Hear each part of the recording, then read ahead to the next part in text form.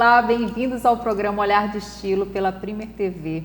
Hoje nós vamos conversar a respeito de como as nossas emoções, elas são influenciadas e elas influenciam as nossas escolhas, principalmente as nossas escolhas alimentares. Esse é o tema do nosso programa de hoje. Para isso, a minha convidada especial de hoje é a Thalita Miranda. Ela é nutricionista. Bem-vinda, Thalita. Obrigada, Sigrid.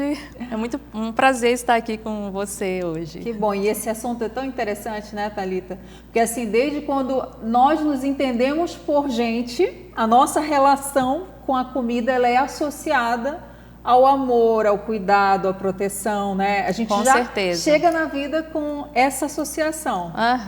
Verdade. E eu tô com um filho pequenininho agora e a gente vê bem isso, né? Assim como você falou. É uma associação, é emoção, é prazer, né? Tudo isso junto. E é interessante, assim, eu acho maravilhoso esse tema. Eu, na realidade, porque tem muito a ver com comportamento, eu trabalho muito com essa parte comportamental, não necessariamente relacionada à alimentação, porque eu não sou nutricionista, mas relacionado ao nosso desenvolvimento pessoal, o quanto que a gente consegue realizar ou não a partir da nossa percepção de mundo, a partir como a gente interpreta as nossas emoções, a gente administra essas emoções. E essa relação com a comida, eu acho assim fantástico, porque, como eu falei, por mais equilibrado que você seja, por mais que você busque sempre, né? A gente sempre está nessa busca, uns talvez mais atentos para isso, outros ainda não, porque também até um tempo desse atrás eu não era, foi de uns anos para cá que eu me tornei mais consciente em relação às minhas escolhas, mas a gente vê o quanto que isso influencia, né? Porque se a gente está feliz, a gente quer comemorar comendo. Se a gente está triste, a gente come porque também traz aquela sensação boa, né? Fala um pouquinho pra gente, Thalita, dessa relação do porquê que as emoções elas são tão influenciadas pela alimentação. Então, boa tarde. Então, como a Sigrid falou, a gente já nasce com aquela sensação, com aquela emoção, querendo se alimentar, querendo o terno, né, ali o bebê, que é o peito da mãe, a gente faz aquele carinho. Então, a gente cria isso na infância. Na verdade, todas as nossas emoções são criadas lá na infância, né? Você sabe bem disso. E a gente leva isso para a idade adulta. Então, dependendo de como foi sua infância, né, a sua alimentação ali, o início da introdução alimentar, que tem muito a ver também com tudo isso. Então, tudo isso a gente carrega para o nosso futuro, para a vida adulta. Então, quando a gente chega lá na vida adulta, às vezes a gente passa por uma emoção e quando a gente vai ver, né, eu como nutricionista aqui, quando avalio o meu paciente ali, que está na minha frente, eu não consigo comer tal coisa, ou então quando eu estou estressado, eu acabo comendo tal coisa que eu não queria, e a gente vai ver, a gente faz como meio um psicólogo, né, ali na nutrição. A gente vai ver, ele teve algumas coisas lá na infância dele que ele resgata agora na vida adulta. Então, é bem essa relação mesmo, né? De, eu estou emocionado, estou feliz, vou comer. Até porque também é um ato social, né? A gente vai para a casa de alguém, oferece comida, vai se reunir para a festa de Natal, tem comida, né? Para a festa, enfim.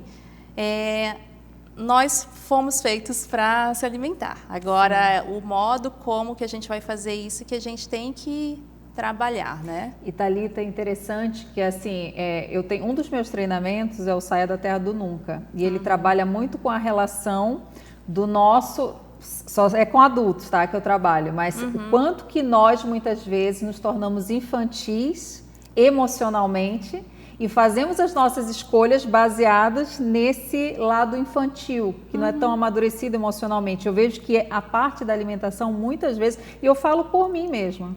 Sim. Antes, por exemplo, eu sempre falo isso nas entrevistas, ou trago esse exemplo, que eu sou da geração Coca-Cola.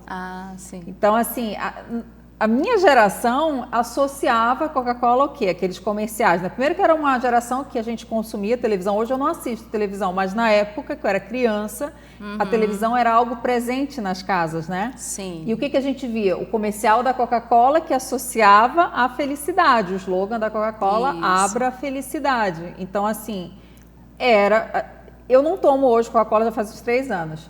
Só que eu sei que ela é gostosa.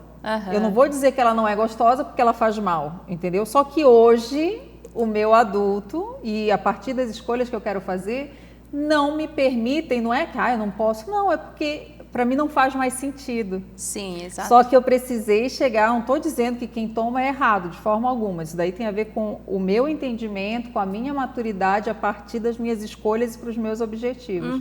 Só que assim, é algo que me custa.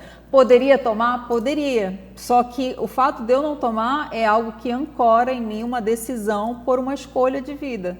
Sim. Tem outras escolhas que não necessariamente são saudáveis, não é? Minha alimentação é 100% saudável. Não, não é isso. Só que a Coca-Cola, ela simboliza, porque tem toda essa relação. Todo um contexto social também. Exato. A mídia, né, que influencia bastante. Então, tem toda essa relação mesmo, né? Não só da Coca-Cola em si, mas de outros alimentos, né? Então, a indústria é muito forte nisso e a mídia também é muito forte nisso. Por isso que, quando a gente quer promover a alimentação saudável, principalmente na infância, né, que é a época ali, falo muito da infância, não é o meu nicho que eu atuo, mas a gente tem que entender desde a base, né? Então, tudo começa ali, tudo né? começa ali. E então, quanto mais a gente estimular a criança ali, a alimentação saudável, mais ela vai ser um adulto saudável também, né? Então, hoje a gente fala muito da geração saudável. Então, da mãe cuidar desde antes de gestar, porque tudo isso começa antes de gestar mesmo, né? A promover uma alimentação saudável nela mesma e depois na sua geração, né? Na criança que vai crescer ali, a criança observa muito os pais como comem e isso ela vai levar para sempre.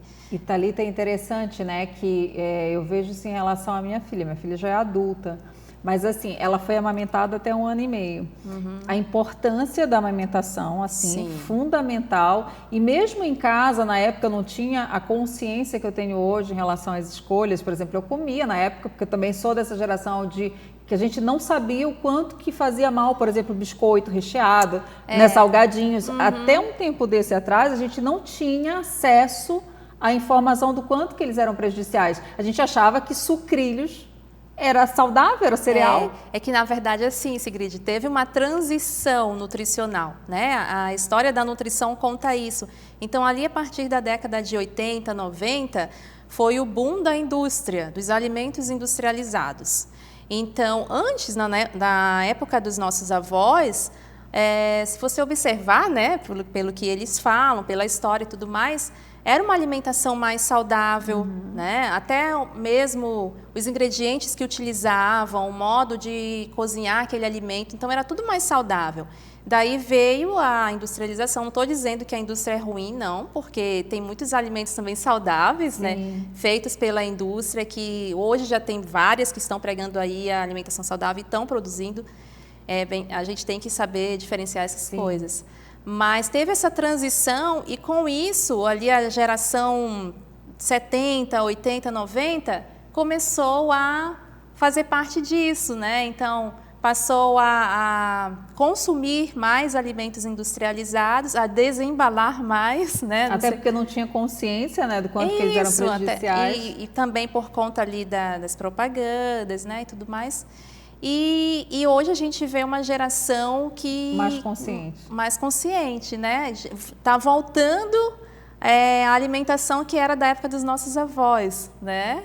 Então, isso é bem interessante. O que eu acho bem interessante, como eu estava falando em relação à minha filha, ela foi amamentada, que eu acho que assim, a base, né, já começa na vida bem, amamentando, e a aguinha de coco, ela só com 6 meses que ela foi introduzida, fiz todo aquele passo a passo com a alimentação. Ótimo, né? E assim, ela é muito mais saudável que eu, assim, em termos de escolhas alimentares. Por exemplo, ela, como não é dessa geração Coca-Cola, ela nunca bebeu Coca-Cola, mas por escolha. Em casa sempre teve, porque na época eu não sabia o quanto que era prejudicial.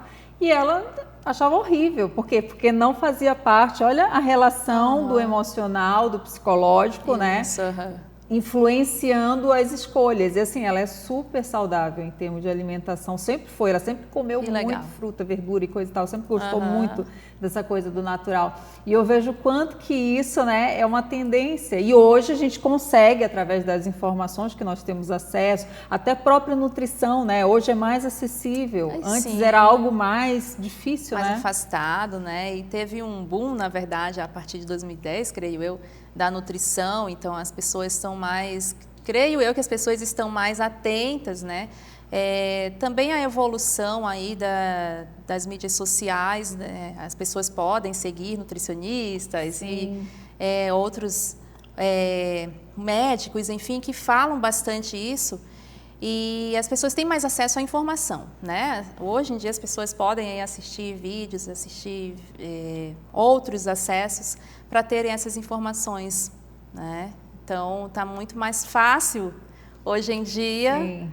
Mas mesmo assim a gente ainda vê a questão emocional atuando muito. Sempre, né? O emocional, ele sempre... Por isso que eu acho importante a gente ter, e como eu falei, não é radicalismo eu optar por não tomar. Às vezes dá vontade, tipo assim, nossa, qual o problema de tomar uma garrafinha? É porque é muito mais do que uma garrafinha. Exatamente por essa relação emocional que eu sei que ela afeta. É como você abrir concessão para uma coisa, daqui a pouco você abriu para um monte. É que nem quando começa, né? Quem nunca? Ah, não, eu tô de férias. Aí, né? Começa a comer um monte de coisa que, por exemplo, pão branco, eu não como, eu como só pão integral hoje. Olha como eu tô crítica, né? Mas, tipo assim, porque eu sei que é mais saudável. Tá mais saudável, né? Isso. E o que, por exemplo, o meu corpo, isso é importante também a gente entender, que cada pessoa é diferente. Isso. E a gente, quando entende quais são as nossas necessidades e como que o nosso corpo ele reage a determinado alimento, a gente consegue saber o que pode ser um gatilho, por exemplo, para uma compulsão ou não. Por exemplo, o pão branco, é uma delícia, mas eu sei que se eu comer um, eu vou querer comer outro, e vou querer comer outro, e vou querer comer outro. Diferente do pão integral, que eu me satisfaço. E acho gostoso também. Até aquele porque tem mais fibras, Isso, né? E aquele que tem castanhas dentro. Nossa, eu acho uma delícia hoje. Sempre foi assim? Não. Ou seja, a nossa mente... Foi um processo. Exatamente, isso que é maravilhoso. A gente tem essa capacidade, né, de moldar o nosso gosto. E de saber o que é bom, e eu posso, a partir de entender o que é bom e o que não é, também adaptar o meu paladar para isso, porque também tem a ver com isso, não tem a ver, Thalita? Essa coisa do paladar, por exemplo, extremamente doce, comidas extremamente palatáveis, né? Isso, eu vou contar uma historinha minha. Eu fui acostumada a tomar café com leite em pó e açúcar, né? Então, desde a minha infância, eu cresci assim, até meus 30 e poucos anos, eu tomava café dessa forma. E então, quando eu fiz nutrição, então a gente vai aprendendo, né, o que realmente é bom para a nossa saúde e tudo mais. E eu via que o açúcar não me fazia bem, mas não foi fácil tirar, não foi fácil. Então, eu comecei, eu vou tirar um pouquinho, vou usar adoçante, né, vou usar adoçante. Então, comecei a usar adoçante. Aí eu fui diminuindo a quantidade, porque com adoçante também não fica legal. Eu compreendo os meus pacientes quando falam, mas não é legal, não é gostoso. Enfim, e aí eu fui tirando e certo dia eu aboli de uma vez e até hoje eu tomo café sem açúcar. Então foi um processo também, porque quando eu tomava aquele café, nossa, me deliciava, comia memória afetiva lá da infância e comia aqueles restinhos de leite que ficava no fundinho ali da xícara. Então, tem toda uma emoção, né? Toda essa parte, assim, de se sentir bem e tudo mais. Como para ti era a Coca-Cola. Sim, engraçado você falou. Quando era criança, era o contrário. Se tivesse alguma bolinha, eu não tomava no leite. Tinha que ser totalmente diluído, porque senão dizia, não, vou tomar, tinha que coar. Olha que engraçado, né? Como pessoa para pessoa é diferente. Sim. Mas eu também, como é que foi a minha transição para tirar o açúcar do café com leite? Começar a tomar o café puro. Que aí, e assim, tem gente que fala, é super fácil. Não foi fácil. Eu várias vezes tentava e voltava, Demorou muito mais do que 21 dias. Mas também, depois que eu acostumei, nunca mais. E hoje, se eu tomar um café com açúcar, eu não consigo mais. É muito doce para mim. Né? Então, nosso cérebro tem essa capacidade de mudar. Sim, tem. Né? Exato. Então... E essa que é a relação, exatamente isso, porque eu não tomo a Coca-Cola. Ah, mas podia ser a zero, é a mesma coisa. Porque assim, na realidade, a questão de tomar ou não tomar, ela está mais associada, no caso do refrigerante em si, pelo malefício de tudo que é de ruim, do corante, caramelo, que independente de ser adoçado ou ser açúcar, ele vai fazer mal de qualquer jeito. Como eu falei, eu tenho diversas outras escolhas que não seriam tão saudáveis, mas aquelas que para mim não fazem sentido, eu não faço. Sim. Chocolate, adoro chocolate, consumo chocolate, só que também eu prefiro, escolho, faço aquelas escolhas, né? Isso também eu acho que tem muito a ver, vê se você faz sentido para ti. Tem muito a ver também com essa relação de amor próprio. Eu relaciono muito essas escolhas e decisões, quando a gente tem condições de avaliar, com a questão mesmo de amor próprio e autoestima. Às vezes a pessoa, não, mas é caro, coisa e tal, tá, mas às vezes você gasta muito mais. São escolhas, né? Exatamente, até que ponto você merece que você invista em você. Exatamente. Naquilo que vai nutrir o teu corpo, e a gente sabe que é um investimento, né? Porque também tem isso. Isso vai produzir energia, saúde, disposição. É bem isso, é questão de escolhas, discernir. Exatamente isso. Às vezes a gente gasta com outras coisas, com uma pizza que é R$70 ou mais, né? E às vezes a gente não está disposto a comprar algo saudável que a gente sabe que vai beneficiar a nossa saúde, porque é caro, né? Então tem essa questão também. E a feira não é cara, se a gente para analisar, eu já fiz essa. Logicamente, sempre vão ter alimentos que você vai poder comprar muito mais caro ou não, mas as opções saudáveis em termos de fruta, verdura, legume, nós prepararmos o nosso próprio alimento, né, com antecedência, planejamento, elas acabam saindo muito mais baratas do que comer na rua. É verdade, dá para... Agora, hoje em dia existem vários locais também, feiras orgânicas, né? O orgânico também é interessante, ou até mesmo os dias dos supermercados. Sim. Que tem aquelas promoções. Então, é uma questão mesmo de hábito, né? Mudança de hábito, mudança de mindset. Essa questão do pão, para mim, foi muito importante. Eu não suportava pão integral, até porque também antes, eu acho que hoje a indústria ela avançou bastante, eu acho, sabe? Eu acho que os pães integrais antigamente eram muito ruins, eu achava, em termos de sabor. Só que hoje em dia eles evoluíram tanto em termos, eu acho, de tecnologia, de colocar essas castanhas, de deixar mais, né? Que hoje é agradável, eu acho. É verdade. E também assim, Sigrid, você falou que você prefere nem comer, porque senão você vai comer mais. No caso do pão branco. No caso do pão branco, né? Mas nem todos os pacientes a gente age de uma determinada forma, né? Por exemplo. Como eu falei, no meu caso. Sim, aquelas bisnaguinhas, por exemplo, aquela bisnaguinha vai um pacote que eu vou começar a comer. Porque é gostoso. Sim, é gostoso, exatamente. Pão branco é gostoso, um pão quentinho com manteiga, né? Uma delícia. Então, às vezes também a gente não vai tirar isso do paciente. A não ser que ele fala, não, pode tirar, porque se eu comer eu quero comer 10. Então, dependendo do caso, a gente faz, não é porque o pãozinho branco que a gente vai abolir para sempre. Depende de cada caso, né? Depende de cada caso. Coloca uma proteína, bota um ovinho dentro, né? E pronto, já equilibra. Porque às vezes que falta essa coisa da saciedade que ele não dá, né? Da farinha branca, é por causa disso. Isso. Colocou uma proteína, já dá uma equilibrada. Ou se a pessoa tem um caso de diabetes, aí também já não é interessante, né? Então a gente avalia cada caso também. E assim, uma outra coisa que eu gosto, eu assim amo ver essa evolução, e são coisas que a gente consegue mensurar. Eu era do tipo que também, depois disse, nossa, que postura infantil. Ah, não gosto de comer aveia, não como aveia. Nossa, aveia é super saudável, hoje tudo eu coloco aveia, faço bolo com aveia, minha farinha favorita para fazer bolo. Né? Mas assim, eu precisei mudar minha mentalidade, dizer, não, eu não como porque eu não gosto. Mas por que eu não gosto? Se faz bem, sabe aquelas coisas de você se questionar? Isso é coisa de criança que faz isso, né? Ah, não quero comer porque eu não gosto.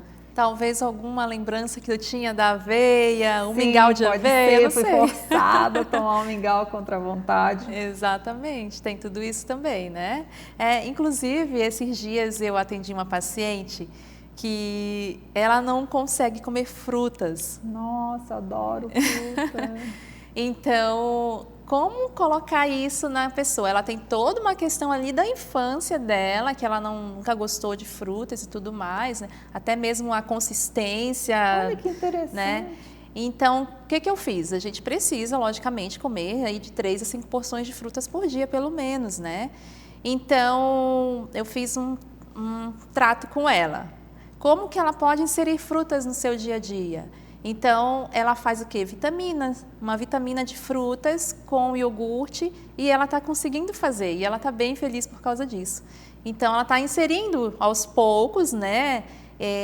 Colocando na mente dela que isso é importante, quebrando todo aquele paradigma que ela tinha de antes, né? Lá da infância dela. A fruta tem que também me controlar, porque se eu vou fazer minha vontade, eu como 1 quilo de fruta por dia. Porque eu gosto de fruta, é docinho, né? E também sabe o que acontece? Às vezes a pessoa, ela foi obrigada a comer uma fruta que não estava tão madura, então era uma fruta que não era agradável, porque estava verde. Pode ser também. Então tem tudo isso que fica com bloqueio. Só que a partir do momento que ela consegue comer aquela fruta madura, principalmente quando está na época, né? Nossa, e o bem que faz, né? Eu acho assim que é vitamina ali. Vitaminas, minerais, né? E outras substâncias interessantes. Sim. Mas como tu falou, aí nem 8 nem 80, né? Sim, não engorda, né? Tem que cuidar. Isso daí é verdade. Mas essa é uma coisa assim que já fiz low carb, que é aquela dieta que é baixo carboidrato, que eu sei que pouquíssima fruta, ela é mais restrita em fruta, né? Mas, por exemplo, hoje eu não uso mais essa estratégia, por quê? Porque para mim é importante comer fruta. Para tudo, para sono, para questão digestiva. Sim, porque são ricas em nutrientes, né? Principalmente fibras, minerais. Dependendo da fruta, cada cor ali simboliza um nutriente específico. Por exemplo, uva, né? Uva roxa, que é rica em antocianinas, né? Que são compostos anti-inflamatórios bem interessantes para o nosso corpo. Já a manga tem bastante beta-caroteno, vitamina A, vitamina C também, então cada cor ali é interessante. Então, quanto mais colorido, a gente fala assim, quanto mais colorido, melhor, né?